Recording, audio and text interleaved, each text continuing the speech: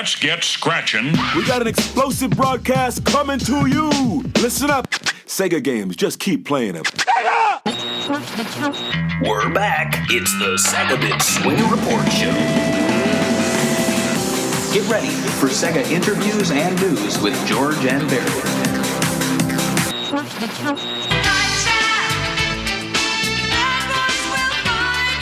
Hello and welcome to the SEGA Bit Swingin' Report Show. I'm Barry, with me is George. Hello, everybody.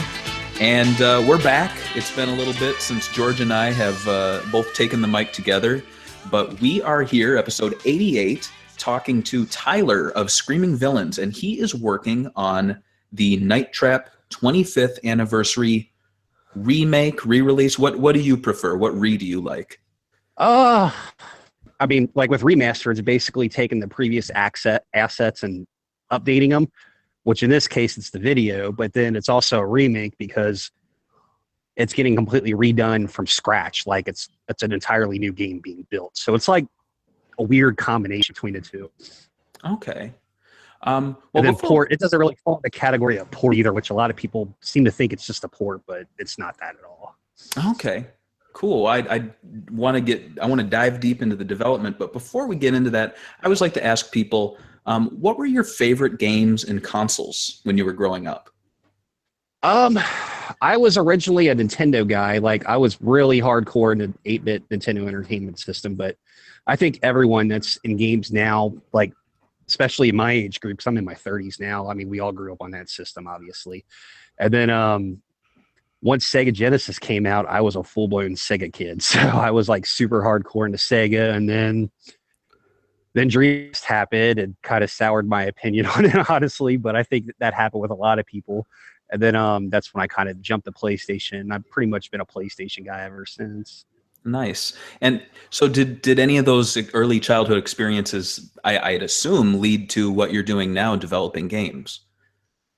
I'm sorry, what was that? You kind of cut out a little bit. Oh, that's no problem. So I'm assuming your early childhood experiences led to your current work in game development. Yeah, it was something I always wanted to do when I was ever since being a kid. And then it kind of got derailed after high school because like I was talking about it in high school too, like, oh, I'm going to make games. And then after high school was over with, I made that whole mistake where I was all like, oh, now school's done. I'm going to take a year off and then go back. And then turned out that doesn't actually happen. So then I kind of ended up playing in bands and kind of ended up in that by accident.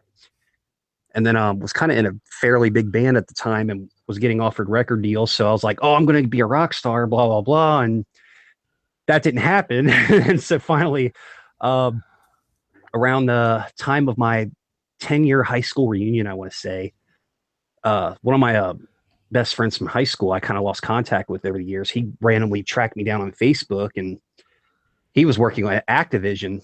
And then he was like, why aren't you making games? Because you always talked about it. And I'm just like, I don't know. It kind of didn't happen that way. I mean, stuff happens, nothing I can do about it. And then he was all like, dude, you need to get into it. And then he just kind of forced me into it. And I'm just running with it now.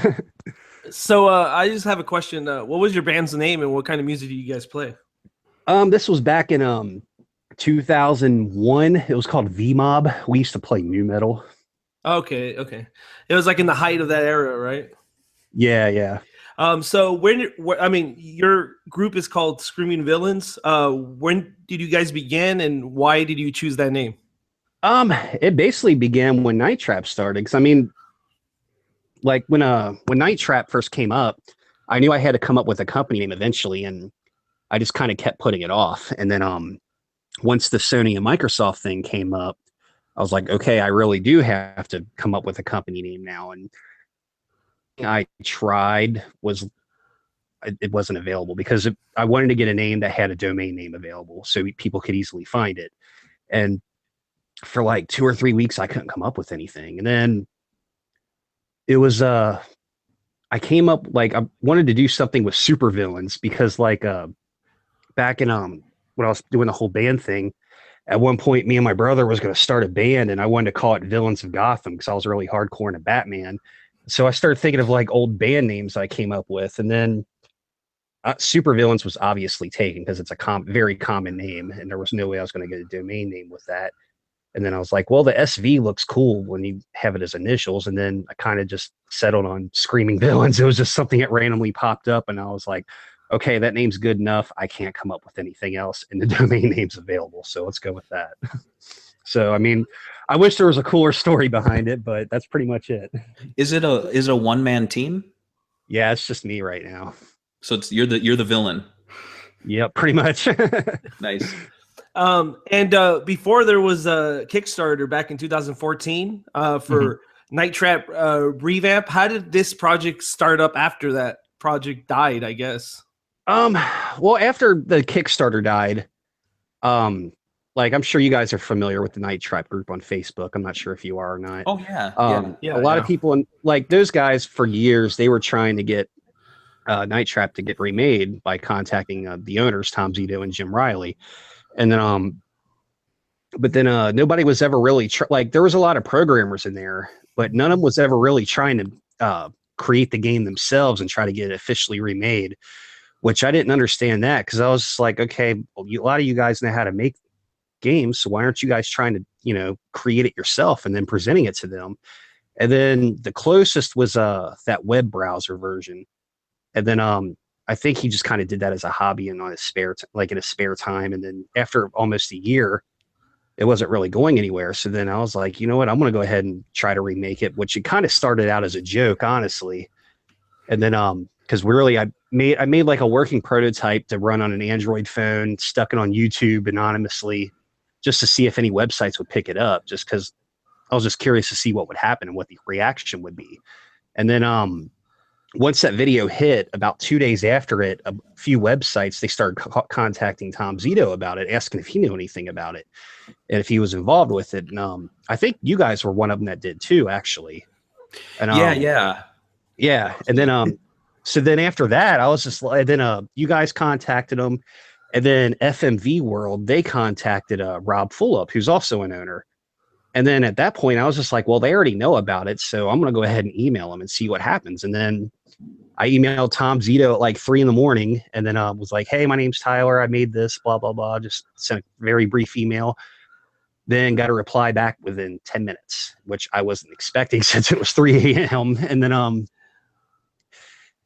he just asked a couple general questions about it, like what was the file size, how did I build it, how long did it take me to make it, like just general stuff like that. And then he asked me for my phone number and said he was going to give me the call the next day. And then next day, about 2 or 3 o'clock in the afternoon, I get a call, and we start talking about it. And then about 5 minutes into it, he's just like, what do you want to do with this? And I was just like, well, I kind of want to release it, if that's cool with you. And then he was like, all right, we need to get you a licensing deal. Let's go ahead and get this set up. And then that's how it happened. Wow. Are you surprised that it went down that smoothly? Yeah. Cause I know a lot of people were trying to get it remade themselves. And I was just like, this was way too easy. Why wasn't anyone able to pull this off before? So I think it was just like, I know they were wanting to get it released, but I think the problem was that a lot of people were approaching them saying, hey, we want Night Trap re-released, but nobody actually presented them anything that was already fully running and working, which I did. And I think that's what kind of sped it up. Yeah. So why did you want to do Night Trap? Is there a reason why this game you picked? It wasn't any specific reason. Yeah, I'm a fan of Night Trap, of course. And I think it was just like, I was kind of trying to recreate FMV games on my own just to experiment. And then my whole thing was like, if you're going to recreate one, why not Night Trap? Because that's the most well-known one, in my opinion. And then that was pretty much the way I kind of looked at it, really. Okay, so you guys announced a deal with Limited Run Games to do 3 variant print covers, at least, or 3 releases, right? Yeah, there's going to be 3 different covers, and they're all based off the original SEGA releases. And so how did that deal come about? Like, did you contact them, or did they contact you? They contacted me. What happened was I don't know if you guys know this. It's kind of floating around on Twitter, but we haven't really made any huge announcements about it yet. But there's actually a brand new documentary for Night Trap. There's going to be a 20-minute version that's in YouTube. Or not YouTube. I'm sorry. There's a 20-minute version that's going to be in the actual game itself, and then there's going to be an hour-long version that gets released on YouTube before the game's released. And excuse me, the guys that were making that documentary, they had done a documentary on limited run games a few months earlier. And while we were making the documentary, they kept bringing it up like, hey, you guys should contact Limited Run and have them do a physical release. And I was like, I don't know, maybe just it's too early right now. We'll talk about it later. And then occasionally he kept bringing it up. Corey, one of the guys from the guys that did the documentary. And then the day they came to my house to do my interview portions for it, he brought it up again and was all like, yeah, you should really contact Limited Run since you're almost finished with the game. They're huge Sega fans. They'll be all over this. And then I was just like, all right, go ahead and send him an email and tell him, that I'm interested. And then he was like, all right, cool, I'll do it. And then not even 10 minutes later, I got an email from Limited Run. They were like, dude, we want to release Night Trap for you physically. And I was like, awesome, let's do it. Wow. So everything really just fell into place. It doesn't sound like there were any huge development snags. Really? Right. Yeah. It was weird. Like, I'm honestly shocked at how well everything turned out and how easy it was to do everything. Like even when I applied to Sony to get it released on PlayStation, once the game was approved, I got an email from the guy that was assigned as my account manager. And then even he was all like, dude, this is awesome that you're bringing Night Trap to modern day consoles. I actually have a copy of the 3DO version sitting on my desk. I'm just like, what? This is like too perfect. It seems like. Yeah. So what do you think makes Night Trap unique from all the other FMV games? Like, why is that the ultimate one to a lot of people? I think it's because it's not technically the first one, but it's considered as the first one. Mm-hmm. And I think it's that, and then of course the history around it and the whole. I think it has like a. Trying to think of a way to word this. It has like a weird history to it, to where it's kind of like I look at it as like an urban legend in gaming, to where like a lot of gamers today, they've never played the game before, but they know about it. And they kind of assume that all these things are in this game that aren't actually there. And I think that's why it kind of has the following it has now. Yeah, I know growing up, I would always hear about it. I didn't have a Sega CD or a 32X to experience those versions, but I would always hear about it as a kid. And it was like that risque. It was I'd almost say it was almost like the Playboy magazine that you find under your like older brother's bed. You know what I mean? Right, right, exactly. That's definitely one good way to compare it. Yeah. Where it's just like, you're not supposed to play it, but it's like, why? It's on my Sega machine. It should be good. 3DO, like that's not a naughty machine. Right. So I'm curious. So ever since that you got the approval to make it, how involved have the original developers been? And really, who are the original developers? Because I know Tom Zito's name is mentioned a lot, but is there anyone else that's very important to the game and to your work on it? Yeah, there's they're not really involved with the development process, but the people that own the game, it's Tom Zito, who was the producer of it, Jim Riley, he was the co-creator, the director, and the writer of Night Trap. Rob Fulop, he's a co-creator on it too, and then Mark Klein, I believe he was one of the founders of Digital Pictures. So those four guys, the same ones that were in the Kickstarter video, those same guys own it, and as far as their involvement goes, they're not really involved with the development process. Usually when I talk to them, it's just Zito trying to basically getting updates on things as to what's going on and what my progress is so far. And then whenever I want to do something, I kind of have to run it through him to get his approval since they own the game. But other than that, that's pretty much it. But usually if it's like a business related thing, I go to Tom. But if it's something about the game itself, I usually go to Jim Riley. All right. Night Trap gets like this label for being like a bad game. Why do you think that is? Just because people assume things about it that aren't accurate. Like I'm still seeing today that people think that Night Trap is a rape simulator. And you guys have played it. It's nothing like that at all. So it's like it has this very false history about it, which kind of sucks. I mean, it gets people talking about it, but at the same time, it's like, no, that none of these things are in that game. So I think it was kind of weird when you announced it. It was like I only saw two kind of opinions on the whole thing. It was either they were really, really excited or they were really angry about it. Like they were like, why would you do this? Why would you release this? And then like the other side was like, oh, finally somebody's releasing it. Finally. So it's like, it was weird. And it was honestly a reaction I wasn't expecting, because like leading up to the announcement, I knew, like, I was convinced that the game was going to get a lot of crap from people just because it's Night Trap. Because I mean, if you go to YouTube and look up Night Trap videos, a lot of times it's just people purposely playing the game very badly, acting like they don't know how to play it when it's not a difficult game at all. And they kind of badmouth it just to make fun of it, which I totally get. It's just a way to make your channel more popular and get more views on a video because it's funny, which I totally understand that. But it's just like when it got announced, it was like, it was not the reaction I was expecting at all. Like I wasn't expecting it for pretty much any video game website you could possibly think of covered it. Like IGN even did like a couple of 5-minute interviews talking about the release, which that blew me away. And then even Rolling Stone magazine talked about it too. And then as far as the fans go, it was like, holy crap, this game's finally come out. I can finally get to play it. And then there was like, of course there was people that were still unhappy about it, but it was not nearly as many as I thought it would be. And like you said, the only comments was why, and nobody asked for this. And honestly, it's like, nobody asked for a DuckTales remake, and that game was awesome. So why not do a Night Trap remake? Because Sega CD games aren't really getting remade, so why not? And what do you think about the media or the mainstream game coverage of this release? Like, you think it was positive or was it?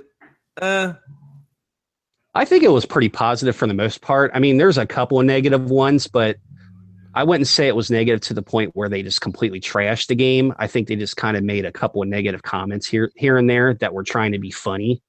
So that's how I kind of look at it. So how does Night Trap compare in new hardware compared to playing it on the 32 Sega CD or whatever original? It's like came out in 32X and Sega CD, so it's like what? Right. Yeah. What was the first part of the question? They kind of cut out on that one. What is it like playing on modern hardware compared to the old version of the game? Oh, it's horrible. It really is. I can barely do it. On the old stuff, it's just impossible. Yeah. It's just like when you play the new one and then go back to the old one, it's like you don't want to go back to the old one. Yeah, I mean, it's not the same type of game, but I know that Space Ace, I cannot play that in arcades. But right. I play the DVD, like the home DVD version or whatever new version they make, and it's a lot faster response time. Videos don't take time to load. I mean, does your version address these sorts of things? Yeah, there's I want to say, I'm trying to think of the load times on it. There's no load times when you change rooms. It's instant. The only time I can think of where there's actually loading times is trying to think. I think when you hit start game and then when it actually starts playing, I think there's only 10 seconds there, and that's about it. Wow. I'm wondering if you put like a version in it that's like specifically bad, like the old Sega version. That way that people that want to feel nostalgic and want to suffer, they just press the button and then like it downgrades the video and it adds loading. Well, like, yeah, I almost did that. Okay. Well, George, you make a good point there because, you did ask, why does it get flack for being a bad game? And I think really it's a good game. It was just on, I wouldn't say bad hardware, but it was on hardware that wasn't ready for it. Yeah, I say the same thing. Like, there's a good game buried in Night Trap. It's just, it was limited by the hardware it was released. Because what a lot of people don't know is that, I mean, I'm sure you guys do, being Sega fans and all, like, you're not going to know this unless you're fans of Night Trap, like real hardcore fans. But like the game was originally made 5 years earlier, and it was intended to be released on an entirely different console that ended up getting canceled. So a lot of people don't realize is that the game was they basically took a 5-year-old game and tried to make it work with hardware that was available later, and it wasn't created with that hardware in mind. So it's not going to be the best version when you kind of go about it that way. And there was stuff that I'm trying to remember. There was stuff in the Sega versions that was not in the 3DO version. Is that correct? No, a lot of things that, like, one thing that a lot of people think, this is kind of goes around the whole urban legend thing too. Like, a lot of people assume that the game was heavily censored when it was pulled from shelves and then re-released, and no, it's the same game. So I think the only thing that was different between the Sega and the 32, not 32X. Well, yeah, I guess 32X also. The only thing different between Sega CD and 32X and 3DO was that all the scenes involving Commander Sims. So on the Sega CD version, it has them with the Sega controller, and then they refer to them as the Sega Control Attack Team instead of the Special Control Attack Team. But the reason it was done that way was because Digital Pictures didn't release the original version of Night Trap. It was actually licensed to Sega. So then they released that version. That's why it has all those Sega references in there.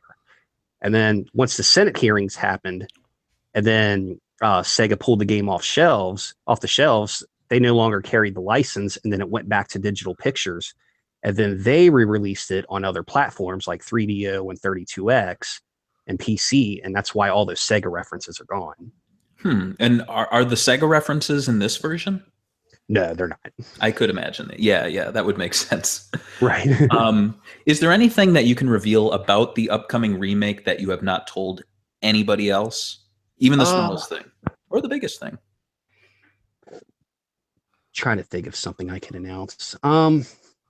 There are a lot of things I haven't announced yet. I just trying to figure out which one I could tell you now. Well, I guess we can go ahead and talk about this. I'm not sure if you saw it, but there was I had released a teaser earlier today showing a leaderboard. So there is online functionality with the new Night Trap, and the way that works is it's actually a new mode in the game called Survivor. And the way it works is that it basically works in rounds. For each round, you'll have Augs that appear randomly throughout the house. But at the start of each round, you have to there's a code change. It's where there's a little light on the monitor that you're looking at that changes colors, and whatever color it flashes, you need to switch that code color, catch all the Augs, and then if you catch enough, you'll move to the next round, and then it's the same again. And then as you progress through this, the SCAT team system starts gradually losing signal, and those live thumbnails that show all the rooms in real time, they start getting obscured with static. So as you get further in the game, the video quality lowers. So, so you guys added, like, did you guys record any new footage, or is this just like footage from the game that was made before? Yeah, it's all the original footage. So you didn't special edition it or anything? No, there's no there's no like newly recorded footage, but there is footage in the game that nobody has ever seen before. Oh, nice. Okay. So I guess that kind of slightly answers my next question was, can we expect deleted scenes, bloopers, additional material? Yeah, there's no bloopers. I wouldn't say not that, just because nobody had it. The way, like, the footage, it came off of the original timed masters that was intended for the version that was going to be released on Control Vision. So they didn't have any film laying around that had other scenes available or any bloopers or behind the scenes stuff. So what I got was basically what was supposed to be in the game. But luckily there was scenes in there that didn't show up in the Sega version. So there are going to be scenes that nobody's ever seen before. And nice. One of them is some people know about this, but others don't. If you on this original releases of the game, like in the game files, there's a video in there where it shows Commander Sims getting captured in the living room. So that is back in the game that I did put in there. Oh, cool. So what do you think about making a Nintendo Switch version? Is that in discussion, or you have any plans? I tried, but honestly, I don't think Nintendo's interested. Oh, really? So you've had conversations with at least email-wise? Yeah, it was a weird situation. I honestly don't even know what happened. It was like I pitched it to them, and then they were on board with it and basically approved it. And then 2 days later, they changed their mind. Oh, there's been a lot I've seen comments, people asking if there's going to be a Nintendo Switch version. So hopefully they change their mind. Right. I mean, I would. I think it'd be pretty cool. Like, I would love to get that game on Nintendo. I would just love to get a game on a Nintendo system in general, because I mean, that's what got me started in gaming. So why would I not want to release a game on there? So if you had an option to remake any other digital pictures game, which one would you choose? Probably Double Switch. Why that one? With those digital pictures games, Double Switch was the first one I really got into because when I first played Night Trap, I think I was only in about 6th grade and I honestly didn't understand the game. I didn't know what was going on. And then just because it was so new at the time, it was like a completely different thing and different from everything else that was out there. And then a couple years later, when Sega Saturn came out, they re-released Double Switch on there. And then when I played that, I was like, okay, this game is awesome. I love this game, and plus the thing that appealed to me about it was that it had celebrities in it like Corey Haim, and then Blondie was in there too. And if you grew up in period, you knew who Corey Haim was just because of Lost Boys and Lucas and all the other movies he did. And I thought that was cool because that wasn't really done in games very often. And then after I played that, I went back to Night Trap about a year or two later. And I was like, okay, I finally get this game. This game is awesome. So it took Double Switch to turn me on to Night Trap. And plus Double Switch, it's kind of like the spiritual successor / sequel to Night Trap because it basically takes the idea of Night Trap and improves on everything and fixes everything. That's how I always looked at it. I'm curious, it's kind of going off script here, but what are some of your favorite modern games, and maybe even games that you feel kind of carry on the tradition of FMV games, even if it's not actual filmed video? I think a lot of games kind of carry on the tradition more than people would realize. Like God of War, for example. I love God of War. That's one of my favorite series going on right now.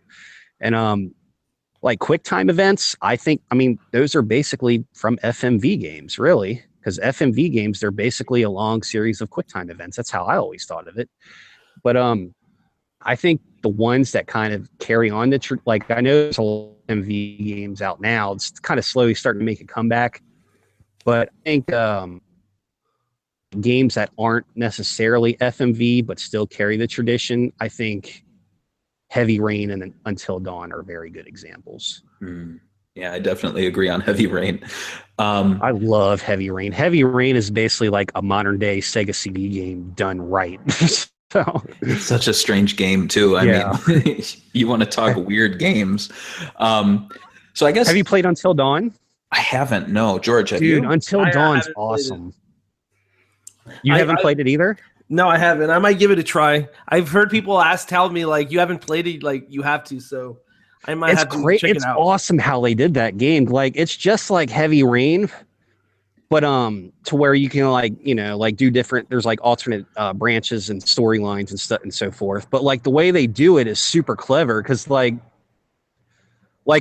game's divided into 10 chapters. But then when you complete a chapter and start the next one, it has this title card on the screen where it says previously on Until Dawn. And then it shows like a bunch of clips basically recapping the previous events in the game. And it looks like a preview for a TV show. It's pretty rad how they did it. You need to play it. Okay, I'll have to check it out. I'll add that to my list. Well, I guess before I get to the last question, I did want to ask you, anything else you want to say about the game? Maybe where people can go to follow you, to find out more about the game, keep up on the release date, things like that? Yeah, you can find me on Facebook, of course, just facebook.com/screamingvillains, but I really recommend Twitter. It's at screamingville with 2 L's, just because I'm more active on Twitter as far as updates go and so forth. And then stupid Facebook algorithms. Nobody even sees anything when you post something on there unless you pay money. So yeah, Twitter's the best way to go if you want to stay up to date on it.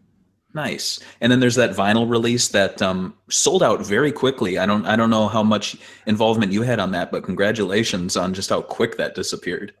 Oh, thank you. I swear there's gonna be another one too. I swear I came on the computer and then it was already sold out. I was like, what? It came out when? What? Oh yeah, like I have like a crazy sleeping schedule right now because of working on Night Trap. And then I told my girlfriend, I was all like, hey, wake me up in the morning at about 11:30 so I can buy a copy. And then I was already getting one, but I still wanted to buy it just because I wanted to buy something that I was involved with. And then she woke me up at 11:30 and I was like, is the page up yet? And she's like, no, it still says coming soon. I'm like, all right, I'm going back to bed. Wake me back up at noon. Then she gets me up 30 minutes later. I'm like, is the page up? No, it still says coming soon. All right, I'm going back to bed. Then about 1 o'clock, she wakes me up again. And I'm like, is the page up? She's like, no, it says it's sold out. I'm like, what?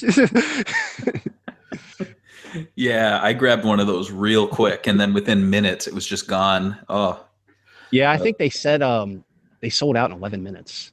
I think. Oh, go sorry, ahead, George. I was going to say, you're going to get a lot of salty comments after the limited run games of the actual physical version comes out, because those things sell out so quickly and people get so angry about it.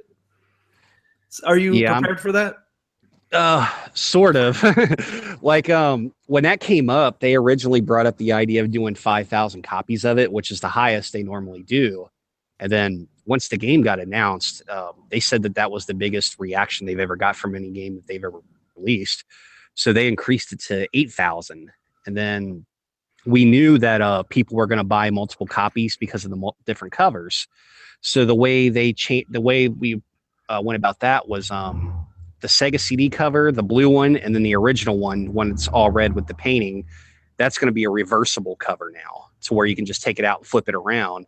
So hopefully everyone will be able to get a copy, and there will be enough for anyone, because that should kind of hopefully lower the number of people that want 2 copies just because of 2 different covers. That's good. And then the 32X version, is that an exclusive to their previous buyers, I guess? Yeah, they have a rewards program, and they're going to be the ones that have access to the 32X version.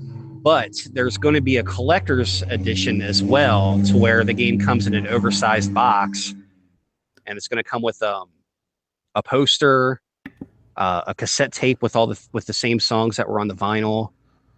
It's going to have an embroidered Scat Team patch. Nice. And then some of those will randomly have 32X covers. Oh, man. Well, Tyler, I got to say, you better look out. That thing's going to sell out so quick. Yeah, it probably will. That's which exciting. Is crazy to me. So why do you guys choose the 32X and Sega CD covers? Is that limited run games, or is that like a joint decision you guys made? Oh, that was limited run. When they approached me originally, they said that if I wanted to design the covers, I can. If I wanted them to do it, they do that too. And I was like, honestly, I'm so swamped with everything trying to get this game done. You guys can go ahead and design the covers, because I'm sure what you come up with will be better than what I do anyway. Because I mean, they've have several releases, so obviously they have experience doing it. And then they were like, what do you think of recreating all the original Sega covers? I'm like, dude, that's perfect. Let's do it. So that's how that came up. Nice. Well, I'm curious, what advice would you give people who want to pursue a career in game development? I know you had a kind of long, winding road to where you got today. I guess the best advice I could give really is don't do what everyone else is doing and try to take an unconventional route. Because that's basically what I did. I didn't go to school for games or anything like that. I just watched an absurd amount of YouTube videos and just to learn. And that's how I did it. And then after that, it was basically recreating digital picture games. So I kind of snuck in through the back door by doing games that nobody would think of doing. So, wow. I mean, you just got to kind of go about it in your own way, but make it original. I like to think that's what I did. That's cool. And who knows, you might become the digital pictures remake guy. I kind of hope not. It's like I have no problems releasing Night Trap as my first game, but I mean, with FMV developers, as soon as you release an FMV game, you're labeled as an FMV developer. So it's like the next game. I mean, I definitely want to do Double Switch eventually, but it's not saying that's going to happen, but I would like to. But if that isn't the next game, then I'm probably going to take a very sharp left turn and do something completely different. You did say that Double Switch has a lot of actors in it. Do you have to get permission from the actors, or is there like a contract that Digital Pictures did that they could re-release the game whenever they want? Yeah, they have an agreement set up like that. Because with gaming at the time, I think it's still going on too. Actors, they don't really get royalties on sales. They just kind of have like a standard agreement to where they appear in the game for a fee, and then after that, it's whatever the developers want to do, and they don't have to get any permission or anything like that. At least that's how the digital picture games were. I mean, it could be different now, but I'm not Did you talk to any of the old actors from? Yeah, actually, I did. Andres Jones, who played Jeff Martin, he actually contacted me, which was kind of surprising because he was in Nightmare on Elm Street 4. He was the karate guy. So it was kind of like I'm on the phone with him and I'm just like, I used to emulate this guy when I was a kid doing all of his karate moves while watching Nightmare on Elm Street. So now I'm on the phone with him. So that was kind of weird. That's awesome. And one thing I did notice that you, in your career path that you chose, is to get up and do it yourself. Like, I feel like a lot of people do the whole, I'm going to comment, I wish I had this game. And then they have the talent to do it, but they don't have that last motivation to like email the creators like you did. And, right. And you, like you said, it was easy. I think a lot of people don't take that last push, you know? Yeah, one thing I've noticed with a lot of developers that are kind of doing it as a hobby or trying to break into the industry, it seems like it'll be one person working on a game by themselves, and then 3 years later, they're still working on the same one. They're like, this is my masterpiece, blah, blah, blah, and it has to be right. And it's just like, at some point, you have to stop and move on to the next one, or else you're not going to get any further in the industry and you're not going to progress or learn anything new.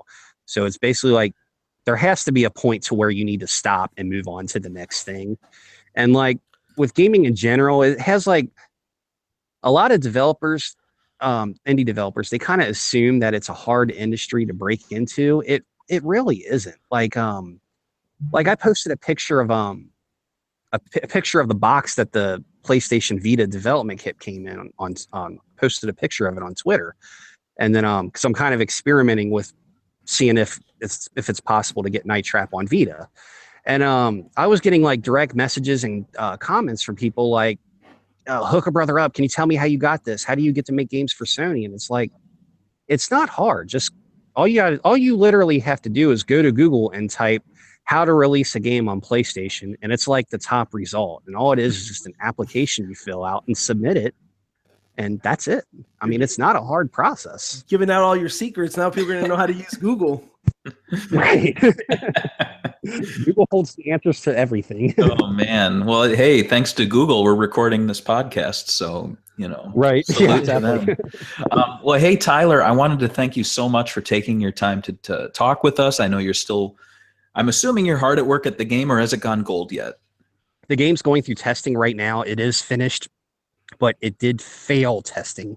Kind of a funny story behind that. When I first started the game, when I was configuring all the settings, you have to put in a rating for the game because consoles have a parental lock setting now to where you can restrict games based on their rating. And with Night Trap, I put in the M rating, but then a couple months later, when I applied a rating through the ESRB, it got a teen rating. Completely forgot about that, never changed it. So the game actually failed testing because I had the wrong rating on it.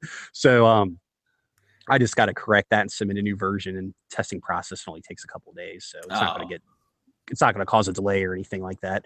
But yeah, that's pretty much where it's at now, but Nice. It is finished. Nice. Well, George, I'm sure you're looking forward to it. I'm looking forward to it. And, you know, once we get it in our hands, there will be an official review posted up that dozens will read. Absolutely dozens. That's a slam on us, not on you, for sure, because that game is going to sell out within seconds. I'm almost dreading. I'm dreading buying Night Trap more than I'm dreading buying the SNES Mini. Because at least with SNES Mini, I can stand not owning that, but I got to get Night Trap on my shelf. That's just it's going to be interesting. Like, I honestly don't know what to expect because I mean, I knew people were going to be stoked about it, but I didn't think it would be on the level that it reached. So I have no idea what the game's going to do at this point. That's the exciting thing. And I mean, we're really proud of you. So, you know, once it releases, congratulations. And congratulations for as far as you've gotten so far. It's amazing. Yeah, thank you. So again, that game is Night Trap. It's the 25th anniversary edition. I can't believe it's been that long. And you can learn more at screamingvillains.com. You can also go to limitedrungames.com, though I don't think they have anything posted just yet at the time of us posting this. But, you know, refresh. That's what I do. So again, thank you so much for joining us, and we'll be on the lookout for your future work. Awesome. Thank you. Thank you.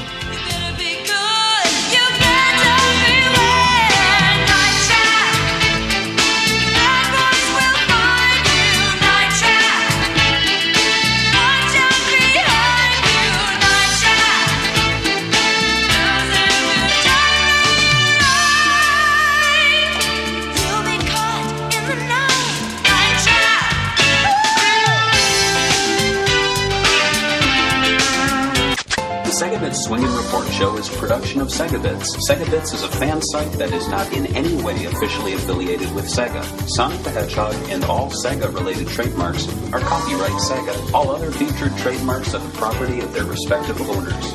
Don't forget to check out SEGABits.com, and you can find us on all major social networks. Just search SEGABits.